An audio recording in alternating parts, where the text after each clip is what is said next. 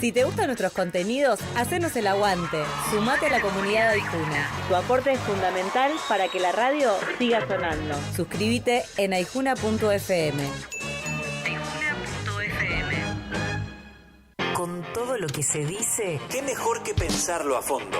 El profe de Martín te desasna con su filosofía de los suburbios.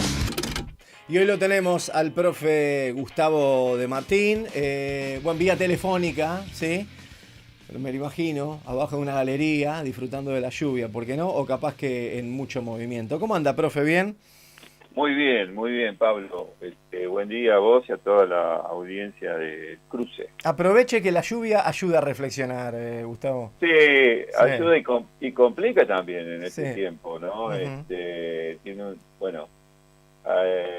La lluvia de la otra vez, de hace un par de semanas, fue verdaderamente muy severa y ha producido mucho daño en muchos hogares, en algunos que se han inundado por abajo, otros que se han, por ejemplo, en mi caso personal, mi techo ha colapsado y no me ha dado tiempo de hacer las reparaciones adecuadas. Uh-huh. Pues, vuelve a llover y, bueno, el problema se va agravando. Continuando, sí, viste, una continuidad, se arruinan las cosas, así que uno se preocupa por eso, que son cosas importantísimas también, ¿no? Que tienen que ver con lo cotidiano.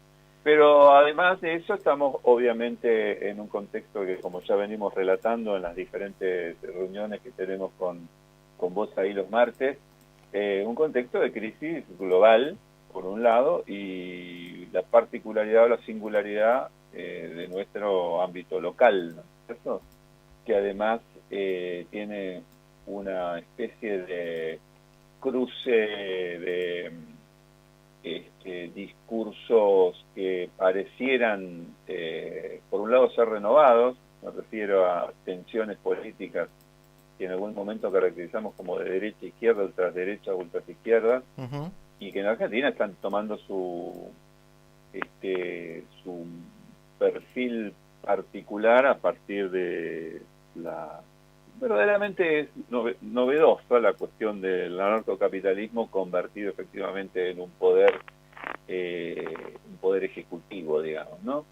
¿Por qué? Porque el anarcocapitalismo en la década del 90 aparece como una especie de respuesta inclusive extrema del neoliberalismo, ¿no? El neoliberalismo que viene a tratar de flexibilizar los sistemas económicos y políticos de prácticamente todo el siglo XX, que eran muy rígidos, muy duros, muy represivos. El neoliberalismo viene con la idea de cambiar la matriz y la dinámica del capitalismo y lo logra con procesos de flexibilización. En su lado más extremo aparece el anarcocapitalismo, que era una ideología o una propuesta marginal. Claro. Nunca nadie jamás. Tenemos, por ejemplo, célebres discusiones a principios de la década de los 90, por ejemplo, entre Martha Nussbaum, Robert Nozick, esto en Estados Unidos, ¿no? Nozick representando esos extremos y Martha Nussbaum representando una especie de republicanismo democrático igualitarista. Lo que está en el fondo es obviamente esta discusión, ¿no? El igualitarismo versus el egoísmo sistemático, ¿no es cierto? La idea de que el egoísmo es el valor central de la sociedad y que a partir del deseo y de la producción de un bien individual absolutamente egoísta se puede, por una especie de efecto secundario o de epifenómeno, Uh-huh. ¿no? El mi bien, o sea, procurar únicamente el bien de cada uno de los individuos como un epifenómeno tiene el efecto de provocar mejores sociedades. Esto es aquello en lo que creen los individualistas extremos, ¿no? Los individualistas metodológicos como que los que crearon el anarcocapitalismo. Esto quiere decir que si todos individualmente estamos bien, entonces la sociedad va a estar bien. Exactamente. ¿No? Una fantasía enorme. Bueno, es una posición teórica. En el ámbito de las teorías se juegan con conceptos que son abstractos y que no necesariamente tienen que tener una aplicación práctica efectiva. Yo siempre digo que para hacer un huevo frito no tenemos que saber absolutamente nada de teoría molecular. No, cuando hacemos un huevo frito estamos en un nivel de experimentación o de experiencia en el que determinados conceptos inclusive son nocivos, o sea, no sirven, complicarían más la operación. Pero bueno, esto es lo que va sucediendo en la medida en que también la sociedad va adquiriendo elementos que son puramente abstractos, que son puramente teóricos, pero no conocen de ciencia. Entonces aplican una especie de cientificidad apresurada y mal conducida, que termina produciendo aberraciones o explicaciones que son bastante distorsionadas, ¿no? Pasa mucho, perdónenme... Mira, recién hablábamos de la explicación que dio el gobierno por la baja natalidad, que la relacionó con la interrupción voluntaria del embarazo. Sí, ¿no? Totalmente. Digo, ahí tenés una explicación simple, tirada de los pelos, sin ningún tipo de comprobación ni nada, ¿no? Absolutamente, es una especie de construcción falaz de los argumentos y de los razonamientos. Eso es una falacia, justamente un tipo de razonamiento cuya relación entre el argumento y la conclusión no es necesaria, ni siquiera tiene en muchos casos una relación ni directa ni indirecta. Entonces aparecen discursos falaces que son parecidos, lo que es verosímil, parece que puede funcionar, y bueno, claro, la dinámica de la información nos deja con esa idea.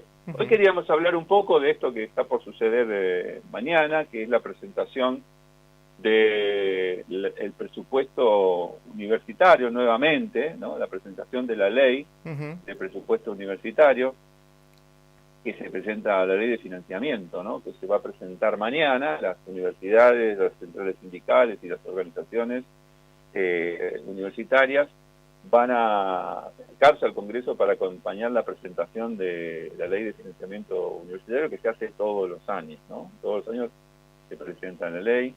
En este caso, sabemos que venimos con un atraso muy importante en cuanto al financiamiento, es decir, el Estado se ha retirado de la responsabilidad que tiene. Bueno, el Estado no, el gobierno. Quiero ser claro en esto, ¿no?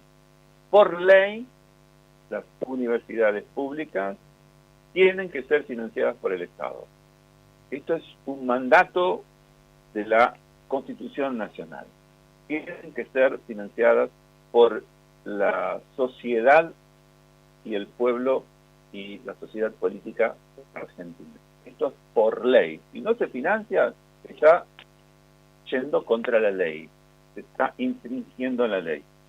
Ahora, ¿qué es lo que hace este gobierno? Este gobierno, como es su costumbre, elabora una especie de manto de sospecha sobre aquel al que quiere o que considera su enemigo, ¿no? Construyen enemistades a la carta, al menú, y luego trata de deslegitimar a partir de la mentira, los ingenieros del caos, ¿no? A partir de la mentira, de la difamación, y una vez que él logra esa difamación, le baja el precio, ¿cierto? Es como en una negociación, ¿viste? No, pero tu auto le falta una lamparita, no, pero mirá, fíjate que no funciona bien el carburador, no hay más carburadores, pero el sistema eléctrico no está funcionando bien, y te lo bajan de precio, entonces después te lo pagan 2 pesos.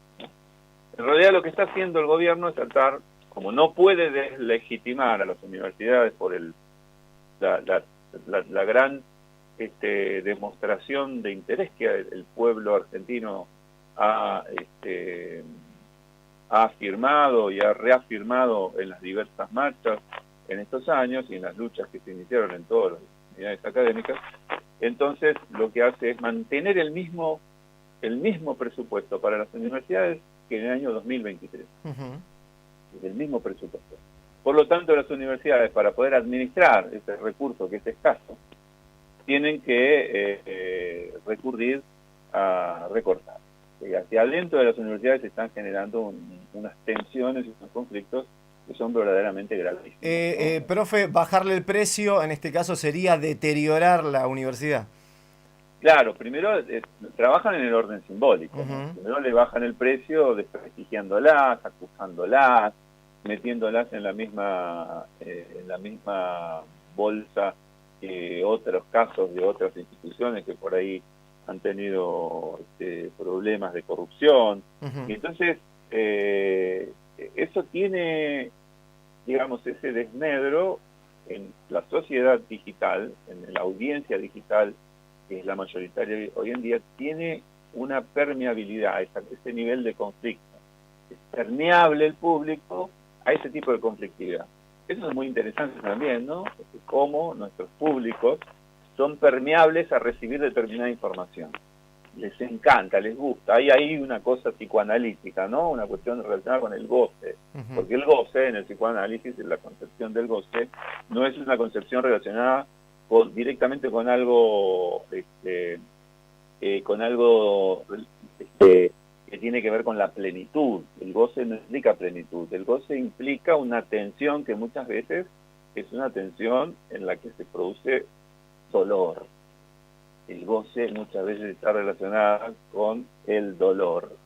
Esto desde una perspectiva psicoanalítica. Uh-huh. Entonces, en nuestros públicos hay un goce en ese sentido restringido, hay un goce por recibir determinados mensajes. Y esos mensajes hay algo así como una autoflagelación. Es muy interesante esto que sucede, que hay que estudiarlo en profundidad. Algunos autores lo han hecho en la década del 90, sobre todo los filósofos postestructuralistas, que han estudiado la complejidad, ¿no es cierto?, que tiene la experiencia psicológica del sujeto postmoderno, del sujeto que está, ¿no?, ya no tiene un ideal moral moderno como ya hablábamos la semana pasada, y por eso los ingenieros del caos tienen tanta aceptación con sus propuestas, ¿no? Nosotros, de alguna manera, necesitamos recibir determinados mensajes que producen heridas, que producen contradicciones internas y que no siempre están relacionadas con la euforia o con la felicidad en el sentido benéfico, ¿no?, como uno a veces lo piensa. Bueno, estas son las cuestiones que están sucediendo, y lo que pasa con las universidades tiene mucho que ver con eso, y cómo se construyen estos discursos que pretenden ser hegemónicos de destrucción de una institución que ha sido históricamente central en la producción de cultura argentina, central desde los inicios. Profe, dejamos la continuidad. El tema, obviamente, que será también con una mirada periodística abordado durante estos días, sin dejar de pensar este camino que nos trazó también para poder pensar universidad, presupuesto y soberanía. Le mando un abrazo grande. Un abrazo para ustedes. El profesor Gustavo de Martín, Filosofía desde los Suburbios, para el cierre de la jornada de hoy. Suscríbete al canal de YouTube de Radio Aijuna y activa la campanita para no perderte de nada.